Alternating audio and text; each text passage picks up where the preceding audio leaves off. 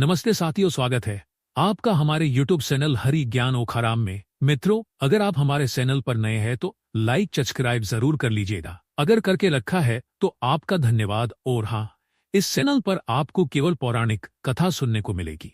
रामायण में श्री राम के वन जाने का मुख्य कारण दासी मंथरा थी। वाल्मीकि की रामायण में भी मंथरा की बहुत ही महत्वपूर्ण भूमिका बताई गई है।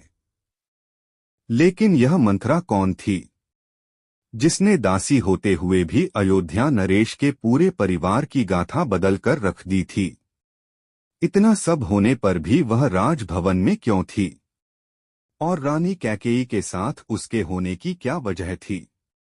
जानते हैं इस बारे में। कैकेयी अश्वपति सम्राट की पुत्री थी। कैकेयी बहुत ही सुंदर, गुणी और वीरांगना स्त्री थी। इसीलिए वह राजा दशरथ को अपनी तीनों रानियों में सबसे ज्यादा प्रिय थी।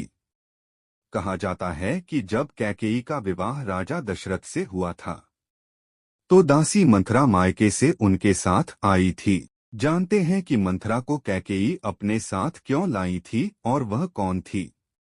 एक कथा के अनुसार राजा अश्वपति का एक भाई था जिसका नाम वृहदश्व था।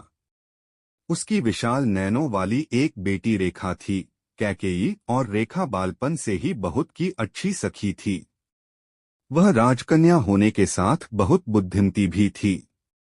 परंतु बाल्यावस्था में ही एक रोग ने उसे घेर लिया, जिसके कारण उसका पूरा शरीर पसीने में भीग जाता था और वह प्यास के व्याकुल हो जाती थी। एक दिन प्यास से अत्यंत व्याकुल होने पर उसने इलायची, मिश्री और चंदन से बना हुआ शरबत पी लिया। उस शरबत को पीने से उसके शरीर के सभी अंगों ने काम करना बंद कर दिया। उसके पिता ने तुरंत चिकित्सकों से उपचार कराया।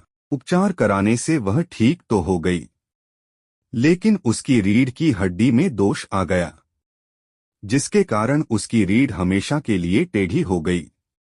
यह कोई और नहीं बल्कि मंथरा ही थी।